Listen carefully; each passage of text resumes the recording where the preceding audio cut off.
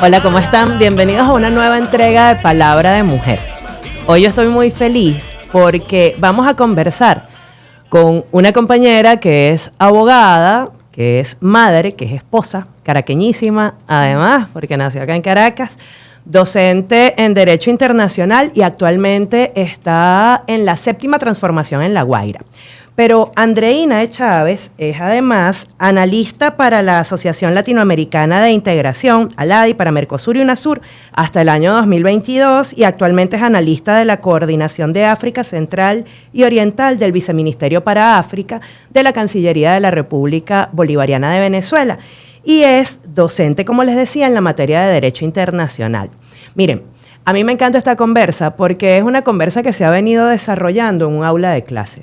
Con Andreina comparto estudios en el doctorado en Defensa Integral de la Nación en el Instituto de Altos Estudios de la Fuerza Armada Nacional Bolivariana y desde allí, pues en esa conversa que primero fue en el salón, luego se va dando en los momentos de receso, hoy estás acá. Bienvenida, Andreina, a Palabra de Mujer. ¿Cómo estás? Muchas gracias, Carolis. Encantada de estar acá contigo y bueno, agradecida de valorar esa conversación permanente que siempre hemos tenido en el salón de clase, bueno, porque lo que más me gusta hacer es analizar la coyuntura internacional. Entonces me la paso en eso, estudiando un poquito todos los días y bueno, sobre todo el ser mujer y el ser capaz de analizar la coyuntura internacional y el ser capaz de que en muchos espacios se me valore por eso, porque la mayoría de los análisis de coyuntura internacional es hecha por hombres. ¿Ah, sí? Sí.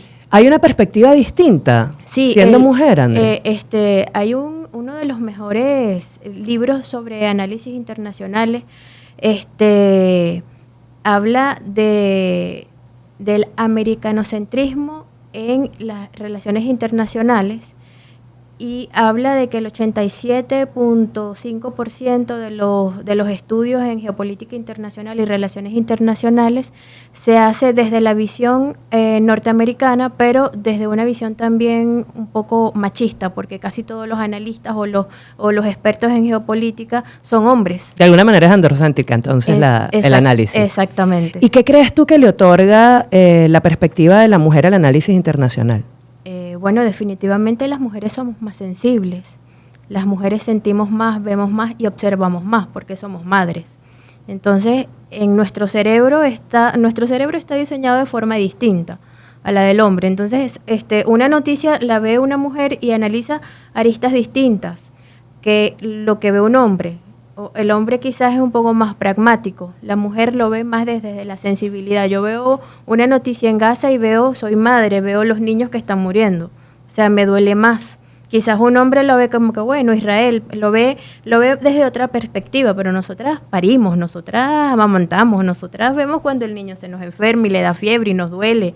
¿Ves? O sea, la noticia la analizamos distinto. Es muy cierto y precisamente, André, planteaba esta conversación en este momento en particular del mundo, porque desde mi perspectiva, y justamente tú tocabas ahorita como ejemplo Gaza, pero la humanidad está realmente convulsionada por un ejercicio de crueldad sin fin. O sea, a mí me sorprende muchísimo hasta dónde puede llegar la crueldad humana. Sabemos que desde los inicios de la humanidad la mujer también ha sido de alguna manera objeto de guerra. La mujer siendo justamente la que pare, como tú bien lo decías, en algún momento también ha sido vista como, ¿cómo se diría? Como tesoro en una guerra o como trofeo en una guerra, porque el pueblo que tenga más mujeres tiene mayor capacidad de reproducirse y por tanto de ocupar mayor territorio. Así lo leía yo justamente en algunos análisis de por qué las guerras en el mundo desde los inicios de la humanidad y cómo se disputaban los úteros, por decirlo así, ¿no? Por la posibilidad de multiplicar a un pueblo desde allí. Trayéndolo a nuestros tiempos, sorprende la crueldad con la que justamente se ha atacado a la mujer en el genocidio en Gaza. Y entre otras cosas yo leía también algunos análisis de cómo se busca aniquilar a la mujer para evitar la reproducción del pueblo palestino. Ahora, desde tu perspectiva, ese genocidio, ¿qué está ocurriendo allá, André? ¿Por qué se origina esa guerra? ¿Cómo podemos nosotras observar y analizar lo que estamos viendo, no solo desde la sensibilidad y la crueldad de ver gente morir de hambre, niños, niñas, siendo madres, tú y yo, sino también qué es lo que pasa? O sea, tú nos podrías de alguna manera ilustrar a quienes la vemos a distancia y quizás no con el nivel de detalle que tú lo puedes observar siendo analista, qué es lo que está ocurriendo y por qué. Bueno, la justificación, Benjamín Netanyahu ha venido dando justificación con respecto a la agresión al pueblo de Palestina, al pueblo gazatí.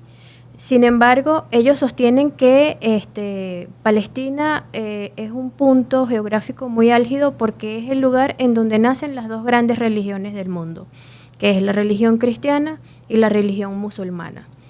Sin embargo, entonces ellos tratan de justificar todo esto por religioso, o sea, esto tiene un origen religioso. Ese ha sido un lugar donde bíblicamente siempre ha habido conflictos. Sin embargo, más allá de eso, el analista internacional trata de encontrar otras explicaciones mucho más lógicas. Y también Gaza es un lugar en donde hay muchos recursos minerales. Y donde hay mucho gas, está muy cerca de también lugares en donde se explota petróleo, pero también veía un análisis en un canal muy famoso que es DW, Deutsche Welle, que decía, Occidente tiene un problema.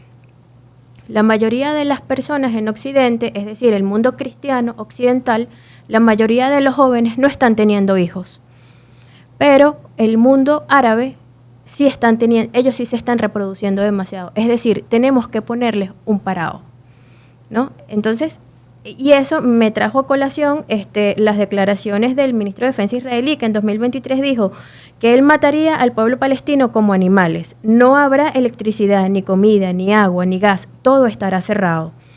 Y también Smotrich, en 2024, también del gabinete de Benjamín Netanyahu, decía que dejar morir de hambre a 2 millones de palestinos en Gaza podría ser justificado y moral, porque el pueblo de Gaza está resistiendo ante las pretensiones imperialistas del Estado sionista de Israel, entendiendo que nosotros hablamos mucho de los Estados Unidos de Norteamérica como hegemónico, como imperialista, pero realmente la mano que mece de la cuna detrás de los Estados Unidos de Norteamérica es el Estado sionista de Israel, y haciendo una clara diferenciación entre el Estado sionista de Israel y no Israel completo. Es el Estado profundo, es ese grupo de empresarios, banqueros, que son los que manejan la banca mundial, el sistema financiero internacional, que son los que determinaron que el petróleo se pagaría en dólares y que fueron los que sentaron las bases del sistema financiero mundial. Es ese Estado israelí sionista, que es el que ha estado determinado a ocupar Gaza y exterminarla de la faz de la tierra, porque ellos, los palestinos, así como nosotros, y tenemos similitudes, han estado dispuestos a resistir a cualquier ataque, a cualquier genocidio, pase lo que pase.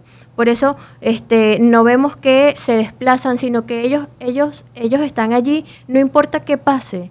No importa. Permanecen en su territorio. Permanecen en su territorio, porque para ellos es una causa de resistencia ante los ataques de la hegemonía, bien sea israelí, estadounidense. ¿Y qué está pasando últimamente? Muchos de los estados europeos que le brindaban un respaldo a Israel están reconociendo al Estado palestino. Uno de ellos es Alemania. Alemania es el segundo socio comercial de Israel. Es decir, después de los Estados Unidos de Norteamérica, el país que más le vendía armamento a Israel era Alemania. Y hasta hace pocos días ya Alemania dijo ya ya no te voy a vender más armas y reconozco al Estado palestino. ¿Y a qué crees tú que se debe ese viraje? A la presión internacional que están teniendo. O sea, ya ellos no hayan cómo tapar lo que están haciendo. Ya cuando Netanyahu la semana pasada dijo, no, tenemos un plan, el plan de ocupación total de la Franja de Gaza. O sea, lo vamos a ocupar totalmente y todo lo que esté allí, todos los que se resistan los vamos a matar. Entonces ya ante esa declaración, porque la primera declaración era, no, bueno, es que tienen allí a los secuestrados, es que Hamas es un grupo terrorista y es que tenemos que combatirlos. Ya acaban de decir, no, tenemos un plan de ocupación total. Y ese plan de ocupación total que conlleva a erradicar todo lo que está allí. No dejar entrar la ayuda humanitaria, aquí tengo unos datos alarmantes. Y es que el agua, mira, el 81% de las tierras de cultivo han sido erradicadas. El 57% de los invernaderos ya no existen. El 68% de los pozos de agua fueron bombardeados. El puerto principal fue destruido. Más de 300.000 infraestructuras agrícolas fueron destruidas. Y el 85% de las infraestructuras de agua ya no existen. Que es todo el sistema de sostenimiento de un pueblo. De un pueblo, además, porque es el que garantiza la alimentación, es el que garantiza el acceso a servicios básicos, ¿cierto? Exactamente. Entonces no es un tema de combatir el terrorismo, es que están en un genocidio abierto. Exactamente. Y precisamente porque para ellos el mundo existe solamente sobre bases cristianas, donde existe un solo Dios que tiene un nombre y donde todo el mundo debe sujetarse no solamente a un sistema religioso, sino a un sistema económico. ¿Y ese sistema económico al que debe sujetarse la humanidad desde la perspectiva israelí, qué bases tiene? Bueno, ellos fueron los inventores de la banca. Es decir, ellos fueron los inventores no solamente de la banca, sino de los intereses que te cobra el banco por cualquier cosa. Entonces, otro sistema distinto a ese, simplemente no lo voy a aceptar. Entonces, ¿qué pasa? Los musulmanes viven muchos aquí, ¿qué pasa? Aquí en Occidente, nosotros vemos quienes marcan la matriz comunicacional, dicen, no, es que allá matan a los homosexuales, no, es que allá esos hombres tienen un harén, no, es que esas mujeres, ellos tienen otra manera de ver el mundo. Para ellos el cielo es otra cosa, la muerte es otra cosa, Dios es otra cosa, pero también son personas que viven en comunidad, en familia. Nosotros en Occidente cada día más estamos más solos. Cada día las personas están menos dispuestas a ser familia y menos dispuestas a tener hijos. No por algo deliberado. Hay una lógica detrás de eso. Hay una lógica que está detrás de los emporios comunicacionales que te dicen, sé libre, vete de tu casa. ¿Por qué reproducirse? Es mejor tener un perro. Y entonces, claro, el mundo musulmán tiene otra lógica. ¿Qué pasa? Mientras más solos estamos, y mientras menos compartimos, menos posibilidad tenemos de reunirnos en un colectivo y de luchar por una causa. Sí, efectivamente. Eres más fácil de influenciar y además, exacto, eres una unidad. Estás atomizado. Muy pequeña, estás atomizado. Entonces, por eso también atacan tanto al poder popular. O sea, estoy tratando están atacando al pueblo musulmán tanto como atacan al poder popular. Ellos son marginales, ellos no estudian, ellos no van esa gente huele feo. Entonces, es la misma lógica. Por muy que Palestina quede tan lejos y que nosotros estemos aquí, la misma lógica de ataque es la que va en contra de ellos, pero también en contra de nosotros. Es la confrontación de dos modelos, abiertamente, y el modelo que tiene, o ese Estado que tiene el poderío armamentístico, el poderío económico, arrasa sin piedad a quien le lleve la contraria. Exactamente. Y en medio de todo eso, ¿qué papel juega Irán? Que tú y yo hemos hablado también de ese tema y qué es lo otro que está en juego más allá del propio genocidio en Palestina. ¿Cómo se conectan esos otros hechos? Porque la República Islámica de Irán, desde el año 1978, ha venido siendo bloqueada económicamente. Tiene, creo que son 2.800 medidas coercitivas unilaterales también del sistema financiero internacional, porque Irán, lo que prácticamente pasó con Irán es que se negó a que los Estados Unidos de Norteamérica explotara su petróleo, así como lo hacían aquí. O sea, los Estados Unidos estaban allá, tenían dentro de la embajada alrededor de 150 espías y en ese espionaje el gobierno iraní se dispuso a, bueno, mira, sácame a todos estos espías de acá, no quiero que siga, porque, o sea, ¿eres diplomático o eres espía? ¿Cuál de las dos cosas? Y ahí surgió un conflicto diplomático. Que también hubo un secuestro de la embajada, hubo un conflicto diplomático muy, muy grande, se rompen las relaciones diplomáticas entre Irán y Estados Unidos, pero aparte de eso, Irán también es el bastión de la dignidad en el Oriente Próximo, porque es el único país árabe, es el único país musulmán que no habla árabe. En Irán, a pesar de que son musulmanes, hablan es farsi, que es el idioma persa, y dentro de su cultura también ahí está la resistencia, es decir, ellos no se doblegan ante nadie.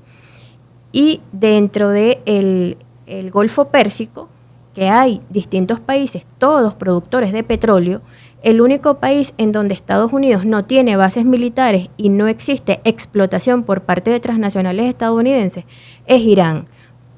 Pese a que tiene toda la cantidad de sanciones que tiene y que en los primeros años de bloqueo económico, también como aquí, hubo hambre, hubo desnutrición, hubo carencia de medicamentos, hubo carencia de gasolina, hubo carencia de muchísimas cosas porque obviamente ellos no estaban preparados para ello.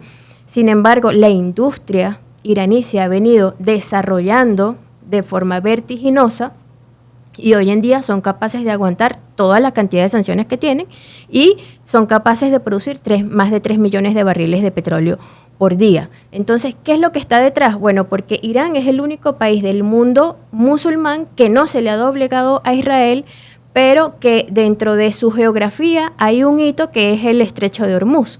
Y ellos son los que manejan o son los que controlan este estrecho por el cual pasa todo el petróleo que sale de Kuwait, de Arabia Saudí, de Qatar y todos los países que están en el Golfo Pérsico pasan por aquí, que es más o menos 21 millones de barriles de petróleo por día, pero además Irán ha estado dispuesto siempre a defender la causa palestina y a defender la resistencia del pueblo árabe. Por sostener su manera de ver el mundo. Ajá. Entonces, dicen, bueno, no, lo que pasa es que Irán es socio de Hamás y entonces los hutíes y Hamás y Yemen y todo lo demás, y ellos son los que arman al grupo terrorista. Entonces, lo que hay que ver aquí es qué criterio utiliza Israel, Estados Unidos y Norteamérica y los emporios comunicacionales para determinar que alguien es terrorista, porque nosotros somos terroristas también, según ellos. Sí, y ya vamos a hablar de eso porque justamente me quiero detener en algo que tú acabas de indicar, y es que a todas estas grandes operaciones militares les precede una gran operación mediática, de satanización de quien les lleve la contraria, de visión única del ejercicio comunicacional y de la verdad que ellos quieren construir, y justamente muchas veces se terminan reproduciendo términos, reproduciendo realidades que no son tal. O sea, sino la verdad que ellos quieren colocar en el imaginario mundial para poder justificar una agresión de esa naturaleza, como el genocidio en Gaza, y a uno le sorprende la parálisis del sistema internacional, y vemos también cómo se asesina abiertamente a equipos de prensa y se combate desde allí la voz alternativa de información.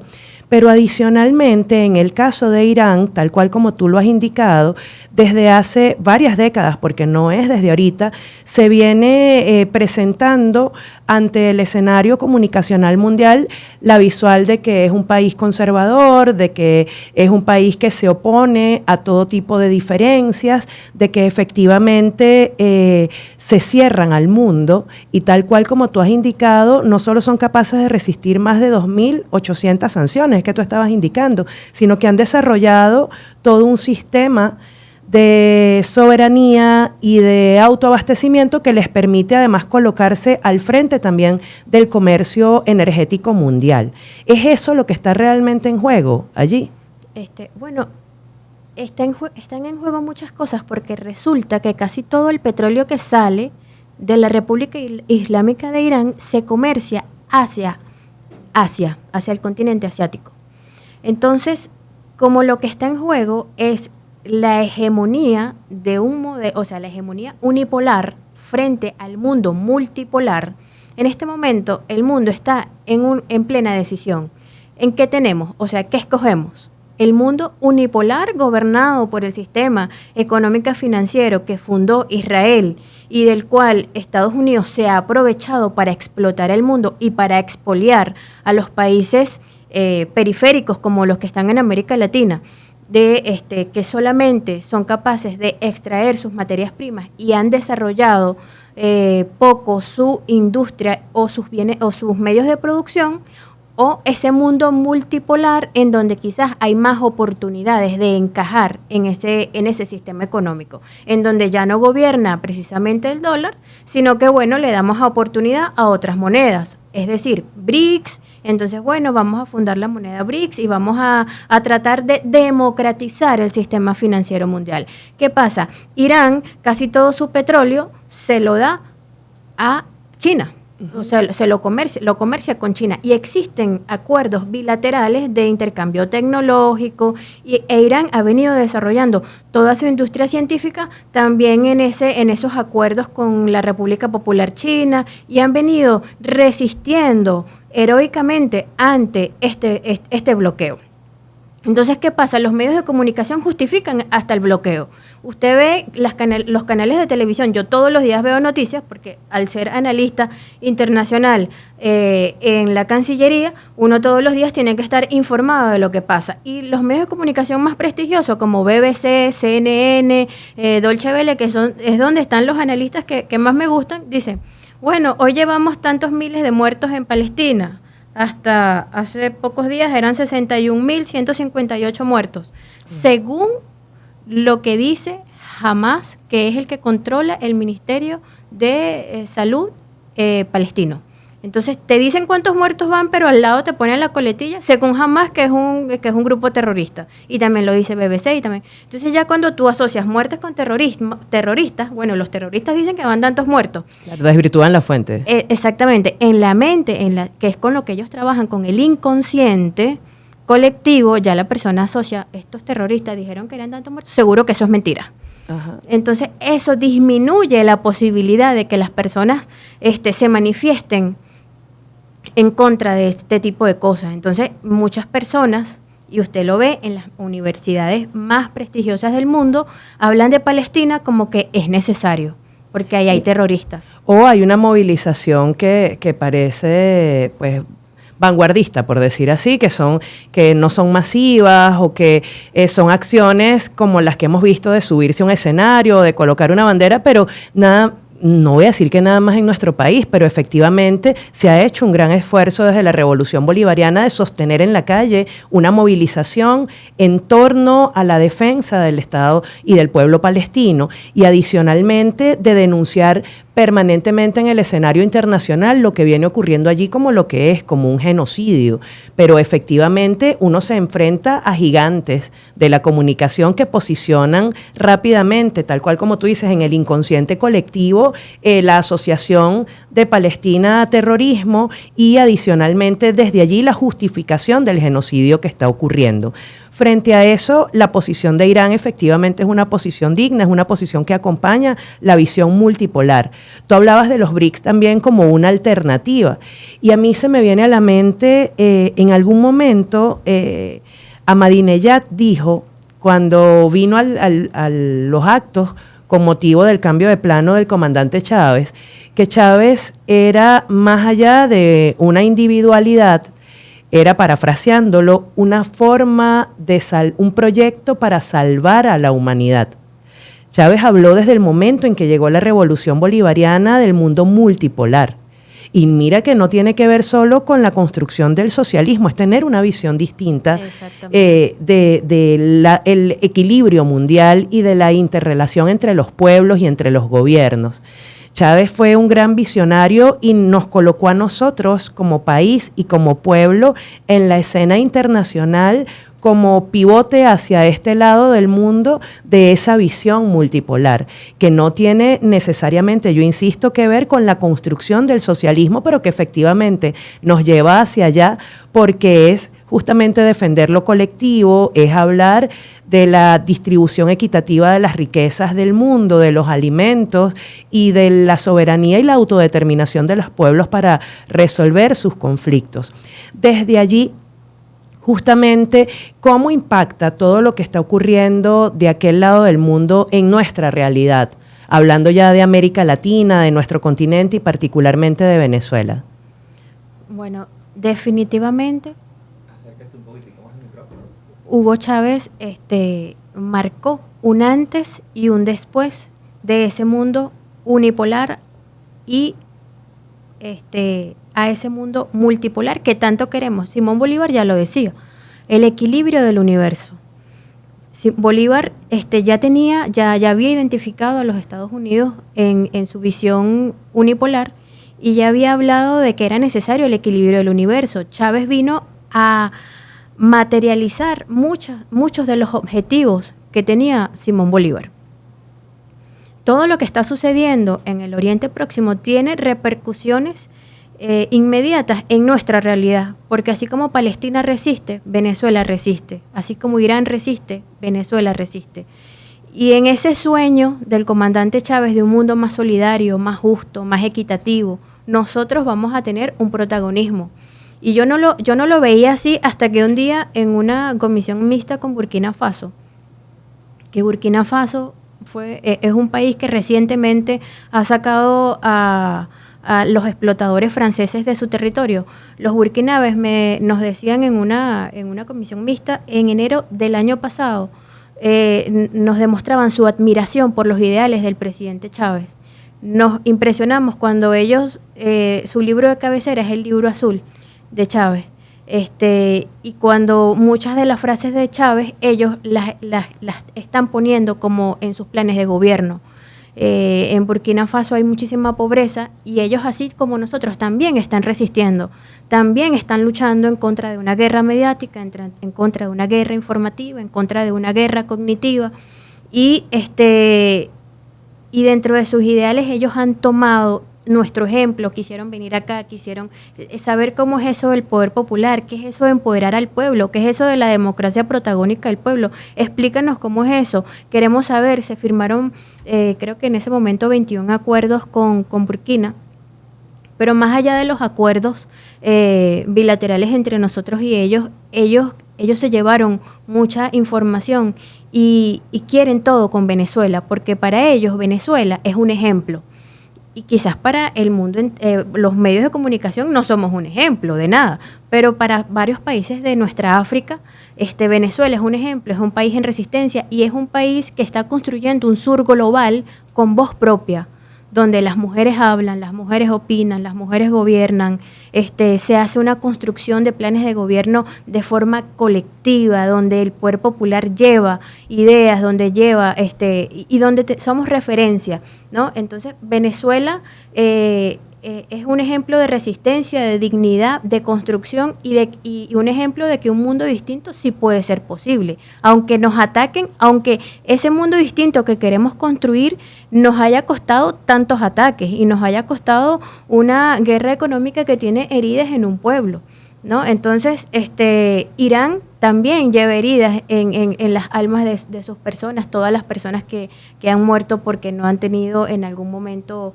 acceso a un tratamiento, bueno, porque hay un bloqueo donde no te permiten comprar alimentos, medicinas, medicamentos, tratamientos. Y en virtud de ello, yo creo que el presidente Chávez dio o sentó las bases epistémicas de ese mundo distinto, de ese mundo más solidario. Y a pesar de que estamos resistiendo y a pesar de todo lo que se nos viene en contra, yo creo que más temprano que tarde Venezuela va a terminar de liberarse de todas esas cadenas que la oprimen desde el punto de vista internacional y que definitivamente nuestro pueblo y nuestra solidaridad y nuestra alegría, aunque tengamos el mundo en contra, va a ser un ejemplo para muchas naciones del mundo, para muchas mujeres del mundo y que definitivamente todo lo que estamos haciendo aquí va a ser calidad de exportación y que nuestra democracia, esa otra democracia, no esa representativa que teníamos, esa otra democracia que está en plena construcción, en donde el pueblo habla y el pueblo construye y el pueblo escribe y el pueblo determina, definitivamente, así como allá los socráticos dieron origen a la palabra democracia, allá en Grecia, nosotros en todo lo que estamos escribiendo, dentro de unos 100, 200, 300 años, las universidades del mundo van a tener que estudiar los conceptos que nosotros estamos escribiendo. Claro, pero además, en el marco de lo que hemos venido conversando, André, efectivamente, Venezuela sirve de ejemplo para la construcción de poder popular, para la resistencia, y más en estos tiempos, porque entramos a este siglo justamente hablando de socialismo cuando se pensaba que ya había muerto ese modelo. Entramos a este siglo con la energía que impregna el comandante Chávez a la revolución bolivariana, haciéndose de la presidencia a través de la mayoría de los votos y llamando a la refundación de la República, comenzando por la escritura de la Constitución de una manera distinta, pero además reconociendo que somos la principal reserva de petróleo del mundo y que por tanto en un escenario como el que tú has venido describiendo también tenemos un papel que jugar en el mapa energético mundial, porque no es solo ser la principal reserva de petróleo del mundo, es también todo el conjunto de recursos naturales que sabemos que están en nuestras tierras y que son fundamentales para el desarrollo de la humanidad, de las nuevas tecnologías, pero adicionalmente teniendo a 5 días en buque a Estados Unidos, efectivamente, más allá de las guerras mediáticas, de las guerras declarativas, del hecho de no subordinarnos a los intereses imperiales, se ha venido dando como un doble discurso, por decir así, desde Estados Unidos hacia Venezuela, porque por un lado vemos cómo en medio de esa dinámica mundial de guerra, de confrontación, Venezuela ha insistido en construir la paz y seguimos siendo el país más seguro de todo este continente. Nosotros, en medio de toda esa locura y esa vorágine que vemos que impregna a otras latitudes, insistimos en sostenernos acá con, pues no solo como un pueblo en resistencia, sino desarrollando modelos que nos permiten otra metodología de planificación, de avance, que nos han llevado a sostenernos en medio del bloqueo y a desarrollar nuestra propia soberanía alimentaria. Hoy hablamos justamente de la posibilidad de producir, como está ocurriendo, más del 95% de los alimentos que se consumen en nuestro país. Hablamos, y tú y yo lo conversábamos fuera del aire, de un poder popular que está muy lejos de ser ese poder popular que describen desde la perspectiva clasista y de derecha, de un pueblo sin formación, un pueblo sin planificación, un pueblo sin método de gobierno, y por el contrario, cuando tú te sumerges en el poder popular, encuentras profesionales de alto nivel, encuentras un alto nivel de conciencia, encuentras herramientas como el mapa de sueños o la agenda concreta de acción enmarcada en un proyecto de país que te permite ver hacia el futuro y avanzar entendiendo que no es solo tu generación la que se está beneficiando de tu accionar, sino que tú estás trabajando para las próximas generaciones. Desde allí vemos entonces cómo un gobierno, en este caso ahora con Trump al frente, lanza por un lado una política, a mi juicio, errática, de ir hacia atrás y hacia adelante con las concesiones a Chevron para que actúe en nuestro país o para que pueda desarrollar todo su accionar económico y energético en nuestro país. Y por otro lado, cuando se avanza y es una derrota efectivamente al imperialismo, el hecho de que se le den nuevamente las concesiones a Chevron para activar dentro de nuestro país, se activa la mediática mundial vinculando al presidente y a la vanguardia de la revolución con el cartel de los soles, colocando una recompensa de 50 millones por el presidente de la República y atacando o buscando colocar también en el imaginario internacional al gobierno como un gobierno vinculado al narcotráfico, como un gobierno que está siendo dirigido por personas que son de cuestionada moral, y cuando tú observas los datos concretos, te das cuenta que desde el momento en que la revolución bolivariana, primero con el comandante Chávez y ahora con el presidente Maduro, decidió romper con la DEA, acá en nuestro país se han incrementado todas las incautaciones de droga de manera exponencial.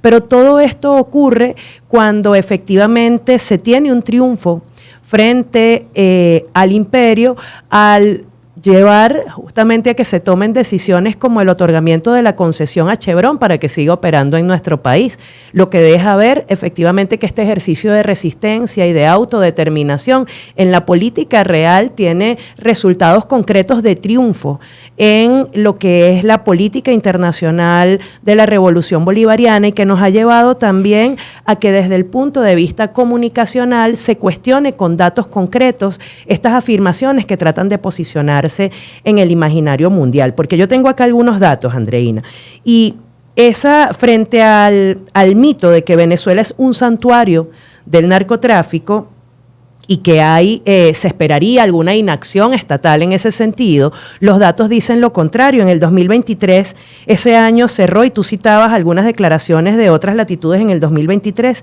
pero el 2023 cerró con 52.186.857 kilogramos de droga incautados por la Fuerza Armada Nacional Bolivariana y por los organismos de seguridad, según los balances de las oficinas antidrogas. En el primer semestre del 2024 se confiscaron hasta ahora 25.186 kilogramos y hubo 6.196 detenciones, de acuerdo con el reporte de la Superintendencia Nacional Antidrogas, recogido por agencias de prensa.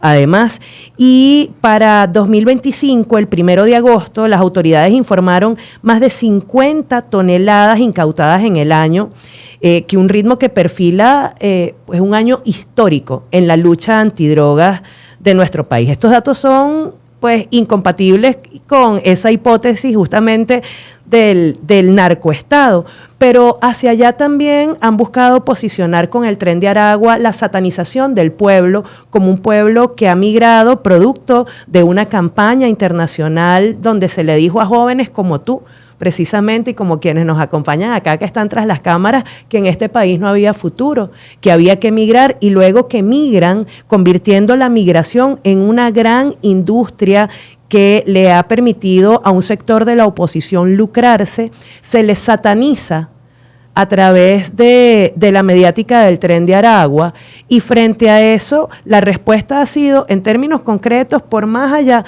de que se busque desmontar mediáticamente el impacto que eso ha tenido, el plan Vuelta a la Patria es un abrazo solidario de una revolución a sus compatriotas indistintamente de cómo piensen, la lucha por el retorno además de la familia toda, porque se ha buscado atacar a la familia separando a todos sus miembros y secuestrando a niños y niñas venezolanas, ha sido también contundente. Y en ese sentido, nosotros observábamos justamente cómo si bien no se ha negado la existencia de crimen organizado en nuestro país, se ha combatido, también se ha mostrado que efectivamente hay moral para poder salirle al paso en el plano mediático a todas estas afirmaciones. ¿A qué crees tú que se deba ese doble discurso del gobierno norteamericano frente a la República Bolivariana de Venezuela y a la revolución particularmente? Fíjate, has hablado de datos concretos. La matriz comunicacional que impera en los medios de comunicación más vistos es, se ha reanudado la licencia para explotar petróleo por parte de Chevron en Venezuela. Sin embargo, ellos han dicho que al régimen de Maduro no se le va a dar ni $1. Entonces, uno ve allí, primero, la mayoría de los periodistas pagados por la derecha y por la ultraderecha, que tienen este tipo de mediática porque ellos no saben cómo tapar, ellos no saben cómo ocultar que el principal negociador de la República Bolivariana de Venezuela, que es nuestro presidente, que viene generando unas tácticas de negociación en la política real que son efectivas y que son certeras, más allá del discurso político, sus tácticas de negociación son extraordinarias, nadie lo puede negar. Entonces, ellos quieren tapar que ese experto en negociaciones internacionales, que no por casualidad el presidente Chávez lo dejó allí, está negociando de tú a tú con el imperio más poderoso del mundo, y eso en relaciones internacionales es muy importante, porque en relaciones internacionales hay negociaciones tercerizadas, donde un tercero está allí porque el tercero es el que tiene poder. Pero Nicolás Maduro ha demostrado que él está negociando en primera persona con el imperio más poderoso del mundo, y que no solamente está negociando, sino que está llegando a acuerdos. Entonces, la manera más efectiva de tratar de tapar el escándalo mediático que genera que Nicolás esté negociando con Estados Unidos es decir, bueno, no es que vamos a pedir 50 millones de dólares por su cabeza. Y no solamente eso, Venezuela es un narcoestado, pero es que las Naciones Unidas hace 2 días ha presentado un informe en donde declara a Venezuela como país libre de cultivos de narcóticos. Entonces, aquí no se cultiva nada de coca y nada de eso. En nuestros campos se cultiva alimentos, que son los que han generado que tengamos soberanía alimentaria. Entonces, Naciones Unidas te está diciendo, eso no es así. Y aparte los datos concretos que genera también organismos internacionales, toda la incautación, todos los detenidos, todos los procedimientos. Y no solamente eso, nuestra sociedad es una sociedad sana. Porque hoy los números que tiene Ecuador o que tiene en tema de seguridad son alarmantes, no solamente por la inseguridad, sino por los niveles de consumo que están teniendo las poblaciones más jóvenes, que generan una cantidad de consecuencias sociales, como que los chamos no van a la universidad. Nuestra juventud estudia, nuestra juventud trabaja, nuestra juventud tiene un pensamiento crítico de muy alto nivel, nuestra juventud es distinta. La población estadounidense, la juventud es una juventud que en su gran mayoría consumen sustancias psicotrópicas, y eso genera consecuencias sociales, porque no es lo mismo un razonamiento de una persona que no consume droga al razonamiento de una persona que sí lo consume. Y en nuestra sociedad hay gente muy valiosa. Yo creo que ser analista internacional también te da la oportunidad de ver cómo es la sociedad en distintos países, cuáles son los indicadores, cuáles son los índices de depresión, de ansiedad, de tristeza, de insomnio, de suicidio, de sus niveles en pensamiento crítico. Nuestros profesionales, dentro de todo lo que estamos viviendo, nuestros profesionales son de muy alta categoría todavía, y a pesar de todo lo que hemos vivido, nosotros tenemos una sociedad sana y nuestro país es un país muy seguro. Hoy en día podemos salir a cualquier parte y podemos darnos el tupé de sacar el teléfono, de andar con prendas, de hacer tantas cosas, y simplemente la narrativa imperial en los medios y emporios comunicacionales ellos están buscando tapar lo que ya no pueden ocultar. Venezuela en la ecuación energética mundial es fundamental. Nuestras reservas, no solamente de petróleo,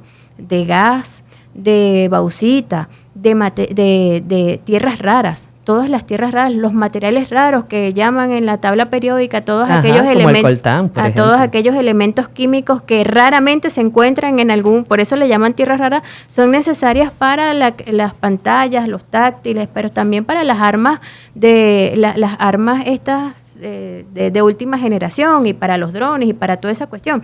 Entonces Venezuela no es solamente que ellos le tienen ganas a Venezuela porque quieren la democracia y porque aman los derechos humanos y porque todo lo que ellos dicen, ellos necesitan a Venezuela porque los imperios históricamente necesitan en su botín de guerra recursos. Y nosotros éramos el botín de guerra de los gringos, nosotros éramos la cajita de oro que ellos tenían. Y no solamente éramos la gallina de los huevos de oro, y todavía lo somos, pero ya no estamos a la merced de ellos, sino que la clase política que históricamente ha gobernado a Venezuela y que sigue teniendo mucho poder, ellos se encargaron de regalar todo lo que nosotros teníamos, y María Corina en uno de esos videos que ella graba en estos días dijo que bueno, que ya que ellos iban a apoderar de todo lo que estaba aquí, bueno, definitivamente ella cuando fuera presidenta, ella iba a dejar a su libre albedrío que hicieran todo lo que quisieran hacer con todo lo que estaba aquí.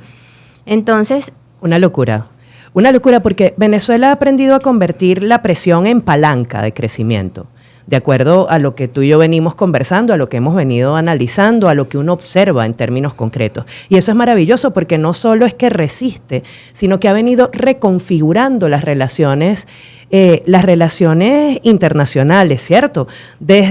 O por lo menos así lo veo yo. Andreina, porque el hecho de tener a un negociador con una capacidad de estrategia como la que tú planteas y que es muy cierta, que se nota en resultados concretos, que es la que lleva el presidente Nicolás Maduro, y que la respuesta sea una postura hasta ridícula por parte del gobierno de Estados Unidos con una declaración de una vocería que puede ser también altamente cuestionada, pero que cuando tú dejas de escuchar los micrófonos y te vas a la acción concreta, observas cómo efectivamente la concesión a Chevron es, entre otras cosas, la manifestación real de la necesidad que tienen de interactuar con nosotros desde otra perspectiva.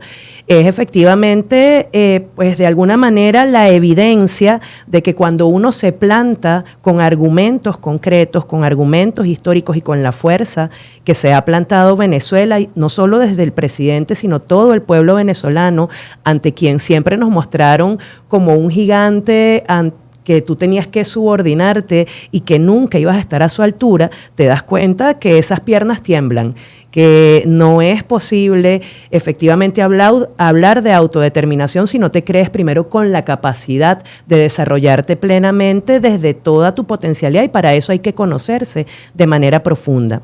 Tú decías que justamente una de las, diría yo, de las tragedias más grandes de la política venezolana, que es la vocería y el accionar de María Machado, ha llevado ahora en un nuevo ataque contra el pueblo venezolano a cultivar brotes de fascismo y de terrorismo, a hacerse a través de la amenaza, y no solo de la amenaza, de la búsqueda concreta de acciones terroristas, de socavar todo esto que hemos visto, que es un gran logro del pueblo venezolano y de la revolución bolivariana, para buscar colocarnos ya no como un país de paz, sino sembrar el caos que observamos en otras latitudes. Frente a eso, ¿cuál es tu postura, Andreina? ¿Por qué la paz en nuestro país también es ejemplo para el resto del mundo? ¿Por qué la paz, desde tu perspectiva, es necesaria para sostener un modelo multipolar? Bueno, necesariamente el fascismo emergente, que es la bandera que tienen las ultraderechas en este momento, ojo, María Corina Machado es la cabeza visible del neofascismo en Venezuela, pero ella tiene sus otros voceros a nivel mundial. En Argentina tiene a sus socios, y en Chile y en Europa hay varios países como Italia, donde el fascismo tiene una fuerza sorprendente. Ellos vienen conquistando espacios mediáticos, hay que tener mucho cuidado con eso, porque ellos vienen conquistando espacios mediáticos en donde cada vez más personas aplauden acciones terroristas y acciones desestabilizadoras. María Corina Machado sabe que ella no tiene otro camino que agredir, ella no tiene otro camino que irse por la violencia, porque el apoyo incluso internacional que tenía con todo el financiamiento de las ONGs y todo lo demás, Trump también le cortó el suministro. Entonces, ¿a ella qué le queda? A ella le queda la violencia para decir, no, es que eso fue la gente que está molesta y por eso es que ocurrió esto. Y así como lo han hecho en otros países del mundo para derrocar gobiernos, para acabar con la autodeterminación. Y ese es un concepto que en el derecho internacional es fundamental.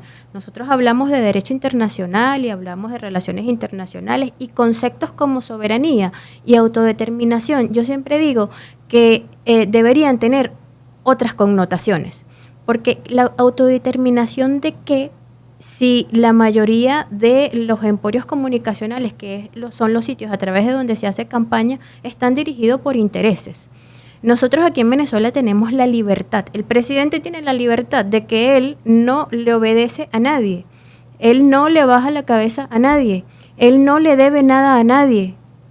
Entonces, pero ella le debe todo lo que ella tiene y todo lo que su familia ha sido, porque recordemos que la familia de María Corina Machado Zuluaga, en el libro hay un historiador venezolano que habla de los orígenes de esa familia, y el capital originario de esa familia viene desde antes de la independencia. su capital venía de la trata de esclavos, o sea, ellos traían esclavos de África y ellos son multimillonarios, o sea, esa mujer no tiene necesidad de trabajar ella, ni los hijos de ella, ni los nietos de ella, ni los bisnietos de ella, porque hicieron todo su dinero a base del petróleo venezolano. Y ellos eran los que dirigían toda nuestra industria, los fundadores de CanTV, es decir, son personas que históricamente han tenido no solo el poder político, sino el poder económico.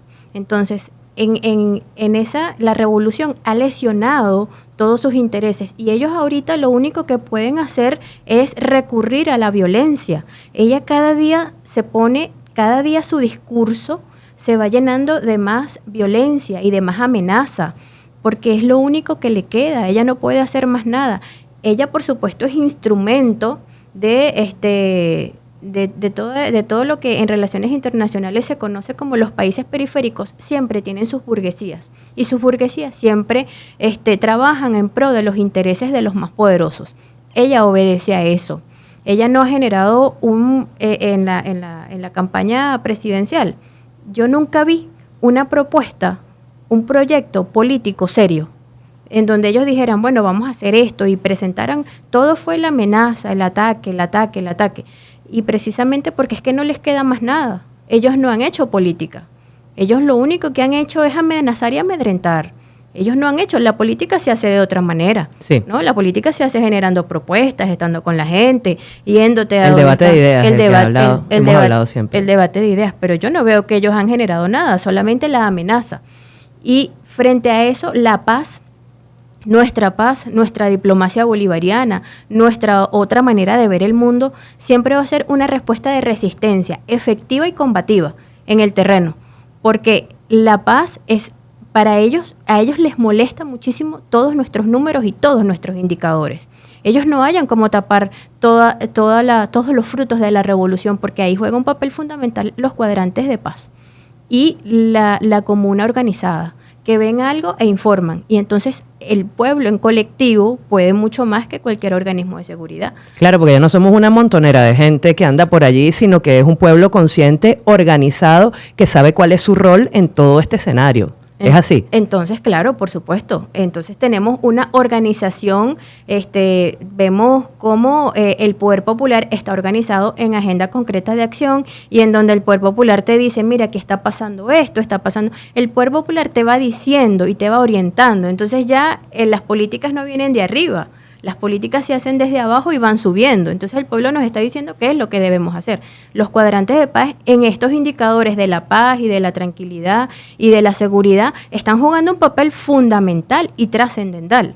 Entonces la paz frente a la agresión, y la paz no solamente, sino que vemos la diferencia entre nuestros indicadores concretos y los indicadores que tienen países que de frente están asociados con el imperio norteamericano. ¿Cómo cuáles? Ecuador. Ecuador es el ejemplo más factible. Los indicadores en 63 muertos por cada 100.000 habitantes se están hoy en Ecuador. Eso es un indicador de seguridad, pero también los niveles de narcotráfico, los escándalos de narcotráfico vinculados a los políticos del gobierno, es así. Vinculados incluso a la familia del propio presidente. Entonces, pero tienen acuerdos bilaterales, no, pero hay acuerdos recíprocos, no, pero entonces la economía cada día va más en declive. Y otro caso como ese, vemos Argentina. Argentina, sus indicadores cada día son más tristes. O sea, los indicadores en materia de pobreza, los indicadores en materia de inflación, los indicadores en materia monetaria, todos se están entregando prácticamente todas sus empresas de servicios, vaca muerta, petróleo, gas, electricidad, están cerrando están privatizando las universidades. Y ahorita en Argentina tenemos algo que ellos están firmando un acuerdo bilateral para la supresión de visas entre Argentina y Estados Unidos. Pero para que Estados Unidos pueda darle eso a Argentina, la condición es, te condiciono a que empieces a deportar venezolanos. Esa es una de las condiciones. Entonces, eso sucede cuando te asocias directamente con el imperio. Te conviertes en un mercenario de ellos. Te van poniendo condiciones. Te conviertes en un mercenario de ellos. Y en el marco de esto, ya cerrando nuestra conversa, que ha estado además maravillosa, y te la agradezco, Andreina, justamente tú estás inmersa en este momento en el poder popular allá en La Guaira. Sabemos que estás trabajando en la séptima transformación y que estás contribuyendo a la consolidación del poder popular allá. ¿Qué experiencia te ha dado esa tarea? Desde analista internacional, el ir al poder popular y observar entonces cómo se está construyendo este otro modelo de sociedad. ¿Qué perspectiva te ha permitido tener a ti como mujer, como madre, como militante de la causa de los pueblos? Y justamente desde allí, ¿qué mensaje le podrías dar tú a quienes te escuchan? Bueno, primero es una tarea nueva, porque la séptima transformación política es algo nuevo, es algo que propuso el presidente. O sea, ya hablábamos de las 7 transformaciones, pero de que el poder popular se empoderara de la séptima transformación, que es la geopolítica, y nosotros siempre hemos visto la geopolítica como que, bueno, eso es tarea de los analistas y de esa gente que va a la universidad y de esa gente que estudia, pero cuando uno va a Carayaca y se encuentra con alguien que te puede hablar con total propiedad del estrecho de Hormuz y de lo que está pasando en Palestina, o podemos hablar de Yemen, o podemos hablar de Pakistán, y podemos hablar, y uno se queda así como que, wow. Yo a veces pregunto, señora, ¿y qué nivel de instrucción tiene usted? Y no sé, qué impresionado, impactado con la cantidad de cosas que ha estudiado la gente y que están ahí dentro del poder popular haciendo y generando planes y generando acción desde lo concreto. Y es tan bonito porque es conectarse total y absolutamente con la población y valorar lo que nosotros tenemos. Valorar en el terreno, más allá de todo lo que pasa en los medios de comunicación, donde dicen, bueno, no, es que esa gente de los consejos comunales, esa gente es marginal, es tierrúa. No, anda y siéntate con ellos, yo te invito. Tenemos algo que se llama, una actividad que se llama el cafecito geopolítico. Entonces, en ese cafecito, en uno de los últimos talleres, hablamos de las redes sociales en la guerra cognitiva. Y yo di mi taller, pero luego todas las personas que estaban allí daban una opinión más valiosa que la otra. Y es maravilloso, porque definitivamente todo este tema de las 7 transformaciones y la séptima transformación, que es la geopolítica, es tan importante porque es empoderar al pueblo de hacer cualquier análisis a nivel internacional desde el punto de vista geopolítico con el más alto nivel de conocimiento. Y quizás hay cosas que ellos no saben y no manejan, pero para eso nosotros estamos allí. Y bueno, la idea es que en cada comuna, que en cada consejo comunal tengamos a sujetos transformadores de la realidad, y que reconozcan y se empoderen de lo que significa Venezuela en la geopolítica mundial, y que no solamente lo reconozcan, sino que también lo multipliquen en todos sus espacios. Entonces, las 7 transformaciones... Yo de verdad no sabía qué eran las 7 transformaciones, no sabía cómo era eso, hasta que fui para allá y me empezaron a mandar para todos los lugares, y yo dije, qué bonito esto, y qué lindo que esto se esté haciendo, y qué fino que José Alejandro Terán se tome tan en serio cada tarea que le colocan, y qué fino que fue en nuestro salón de clase donde él me dijo, bueno, te invito a que vayas para allá, y entonces, bueno, chévere. Qué bueno porque además es una labor de retroalimentación, Andrés. Estoy entendiendo desde acá que justamente no solo tenemos la oportunidad de compartir desde el Poder Popular todo tu conocimiento y todo tu estudio, sino que tú también estás allí con afán investigativo, nutriéndote de esa sabiduría popular tan necesaria para poder mantener también los pies en la tierra. Y tal cual como hablábamos fuera del aire, para ir más allá de las consignas. Nosotras y nosotros somos un pueblo de paz. Y somos un pueblo de paz porque tenemos conciencia de la importancia de ella. Y nosotros y nosotras desde la Revolución Bolivariana sabemos también entonces que jugamos un rol en la geopolítica mundial, no solo por los recursos, sino también por el ejemplo que estamos dando como pueblo. Por eso yo te agradezco esta conversación. Me encanta realmente poder compartir contigo dentro y fuera del aula de clase y además aprovechar de invitarles a que compartan, ¿cómo se llama? Cafecito. El cafecito geopolítico. El cafecito geopolítico allá en La Guaira, que ojalá y lo podamos convertir entonces en una actividad que vaya creciendo hacia otros territorios. Nos vemos en una próxima ocasión, en otra entrega de Palabra de Mujer. Gracias. Muchas gracias, Carolina, por la invitación.